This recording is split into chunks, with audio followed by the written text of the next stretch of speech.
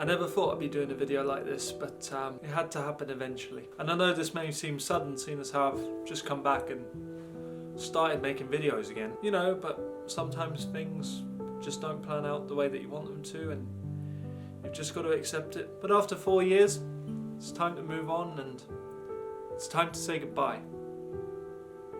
To this house I live in! Had you go in there, didn't I? Don't leave, please. Oh God, not again! Yes, ladies and gentlemen, after being in this house for 4 years and making a video once every 6 months, me and the missus, we've been told to move out. Apparently they don't want a cynical, cross-dressing comedian anymore. Who would have thought that? I mean, it's not like I wore the dresses in public. But let's make one thing clear, right? If I was to go outside with lipstick and dresses on, I would steal your man. Standard. I don't even have to shave my legs, that's how confident I am. So RuPaul, move over. I'm the only queen worth caring about now. So yeah, the reason I've had to slow down making videos again is because the landlord wants us out because he wants to do a refurb so we can charge more money. Which is obviously lovely timing because, you know, we're still in the middle of COVID, so nice one, brother. Fucking nice one, brother! And I don't have internet in my new place at the moment, and that's not going to happen until sometime next month. Thanks, Nell TV, you shower of shite. But man, how big of a ball ache is moving house, eh? Like, for one, you never realise how much shit you have until you move house. The amount of things you accumulate over time and then you end up throwing out because it's a load of old tat. You know, like clothes, gadgets, your girlfriend. Hey, that's not true. I've never thrown out any of my clothes. Message to Nicole, I know you will be watching this because I will force you, but please don't unsubscribe.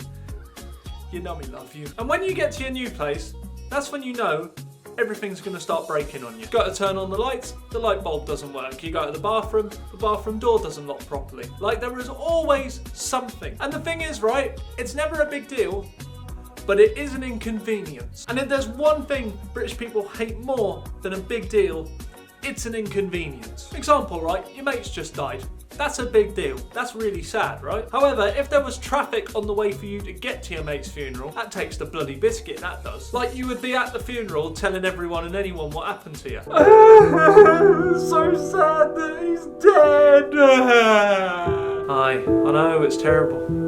Not as bad as the traffic was to get down here on the M1. Fuck's sake, could they not have buried him somewhere else? But I can at least honestly say, ladies and gentlemen, that I am glad to have some sort of space to live in right now. See, I'm lucky in that the place I'm moving into now, as well as the place that I'm leaving, at least had some remnants of space in it. But the first place I lived in, Jesus Christ, there was more space between my ears. I wish I could say I was joking. Like, my first flat, if you can call it that, was essentially a cupboard. So what they did was, right, they took my room, put a partition wall in the middle to split it into 2 smaller rooms, and then they charged both rooms the same rate as one full room. Like, my room was so small, right, that even Harry Potter's spot under the stairs was looking like a nice upgrade. Although in London there are flats like that, believe me. And the only space I had for someone to come and visit my flat was to sit on my bed with me, which was, a bit intimate. Is it okay, the bed? Is it a bit like at any moment I might jump on him and hump him? That is only a joke.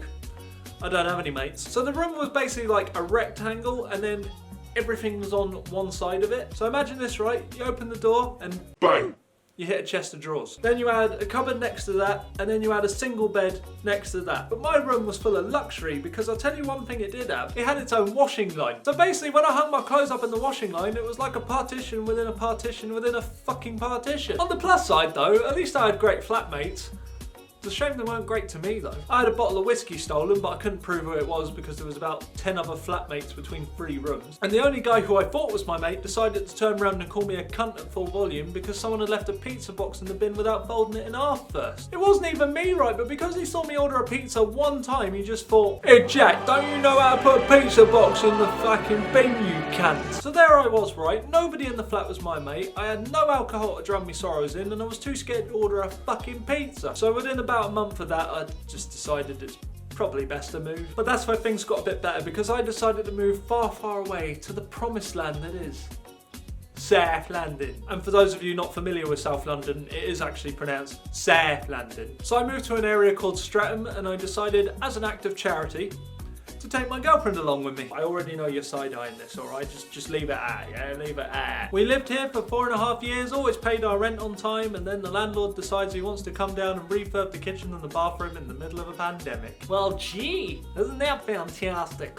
What accent was that? So once we're settled in properly, hopefully I'll be able to start making videos again and making you lovely lot laugh. I suppose there's nothing left really to say, except if you want to follow me, my socials are down below in the description. If you want to subscribe, that'd be great. If you want to like, comment and share, that would also be very helpful too. And take care for now. My name is Jack Queen, play your cards right, and I will leave you with this musical excerpt. Bye.